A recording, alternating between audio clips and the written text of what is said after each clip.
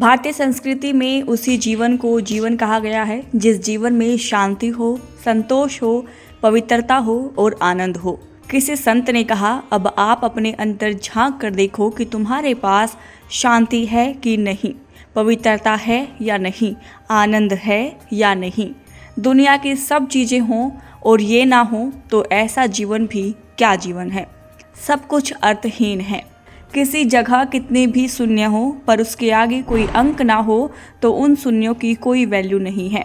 मूल क्या है? अंक है, वह शांति है। आज आदमी पैसा, प्रतिष्ठा और पैकेज के पीछे इसलिए भागता है कि शांति से जिए, पर उनके पीछे भागने से शांति हाथ से छिटक जाती है, क्योंकि आपने अंक तो हटा ही दिया है और शून्य को पकड़ लिया है।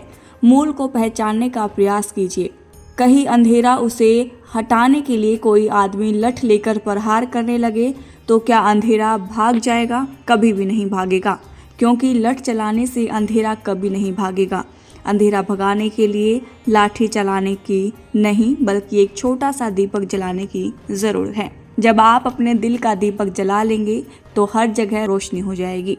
आज हम शांति पाने में लगे हुए हैं, लेकिन शांति कैसे पाएं, इसका डायरेक्शन का हमें ज्ञान नहीं।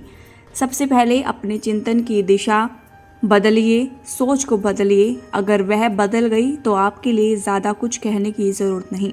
मनुष्य जीवन हमें मिला है तो इस जीवन का सच्चा लाभ ले।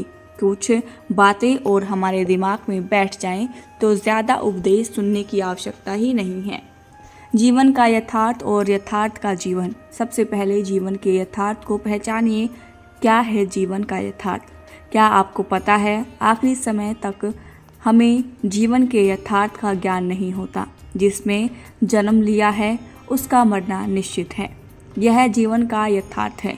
ना कुछ हम लेकर आए थे, ना कुछ हम लेकर जाएंगे। यह जीवन का यथार्थ है। जो हम करेंगे सो हम भरेंगे। यह जीवन का यथार्थ है। इस पर आपका कितना विश्वास है? हम किसी के संस्कार पर जाते हैं जब एक बार सोचते हैं यह सबके साथ होना है, वहाँ से ही बाहर निकले फिर वही बहरूप धारण कर लेते हैं। हम किसी साधु संत के प्रवचन में जाते हैं, वहाँ बैठे 90% व्यक्तियों को तो ये भी नहीं पता होता कि प्रवचन का विषय क्या है, क्योंकि रूप तो हम बदल लेते हैं सुनने के लिए नहीं, समाज में अपनी पहचान बनाने के लिए। आध्यात्मिकता की प्रतिष्ठा लाने के लिए यथार्थ का बोध बहुत ज़रूरी है। जब हमें यह एहसास हो जाता है कि मैं ना कुछ लेकर आया था ना कुछ लेकर जाऊंगा, तो आपको अपने आप ज्ञान हो जाएगा और फिर हम सभी उलझनों से मुक्त हो जाएंगे। इसीलिए कहा है, जीना यहाँ मरना यहाँ।